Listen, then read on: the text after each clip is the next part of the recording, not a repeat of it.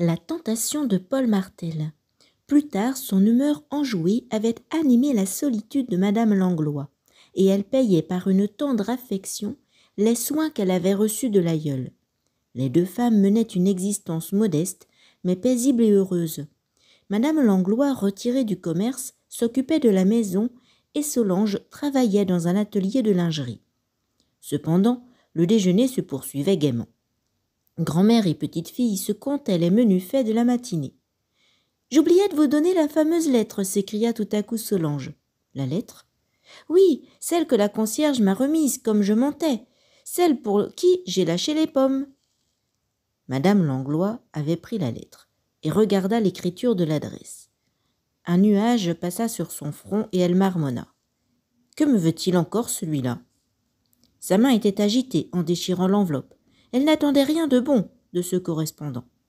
Elle ajusta ses lunettes et lut. Son front se plissait. Elle dit « Mon Dieu !» et ferma les yeux. « Qu'y a-t-il donc, grand-mère » demanda anxieusement Solange. « Rien, rien.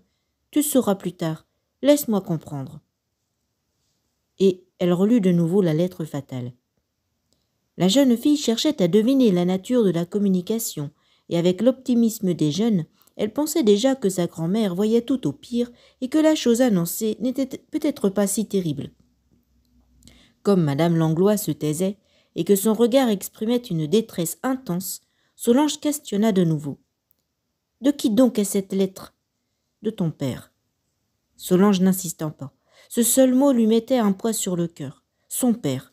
Pour d'autres, le père, c'est une autorité bienfaisante. La tendresse qui protège, une providence humaine. Pour elle, hélas, c'était une figure de cauchemar.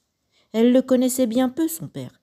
Elle ne l'avait vu que 3 fois, mais chacune de ces rares apparitions avait bouleversé le paisible intérieur de la rue Bonaparte.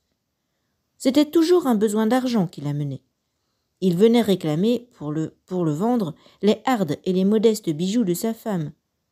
Comme il avait bu pour se donner du cœur, il ne se possédait plus et s'emportait en reproches bruyants et en menaces. Une lettre de lui ne pouvait apporter que le malheur. « Tiens, Solange, lis. » Elle lut. « Madame Langlois, la présente est pour vous apprendre que j'épouse demain ma compagne, Florent Monchard. Nous avons 2 enfants. Maintenant que les choses sont régulières, j'ai de nouveaux projets pour Solange. Nous viendrons vous en toucher un mot dimanche dans la soirée. Je vous salue bien, François Barrier. »« Des projets pour moi ?» répéta tout haut Solange. « Que veut-il dire ?» Un frisson la secouait. Sa voix tremblait. « Oui, quel projet ?» murmura madame Langlois. Sans vouloir l'exprimer, elle supposait la même chose. « Grand-mère, si nous partions loin, loin, bien loin, sans laisser notre adresse, suggéra Solange. Et où irions-nous, ma pauvre chérie? Et puis non, ce sont les malhonnêtes gens qui se cachent. Il n'arrivera jamais que ce que Dieu permet. Rien n'est angoissant, comme l'attente d'un malheur qu'on sait inévitable. La nuit n'apporta le sommeil ni à Solange ni à sa grand-mère.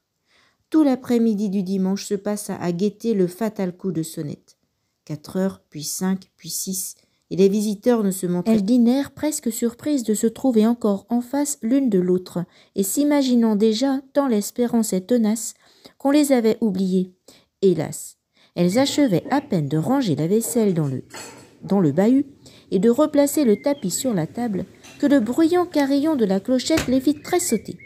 Madame Langlois s'avança vers la porte tenant sa lampe. Elle ouvrit et recula un peu. Jamais l'honnête logement de la rue Bonaparte n'avait dû voir semblable apparition.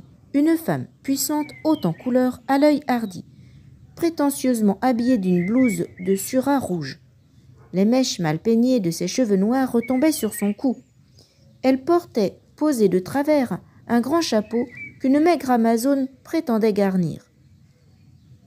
Partout, aux doigts, aux oreilles, à l'échancrure du corsage à la ceinture, brillait une joaillerie à tapage en doublé et simili.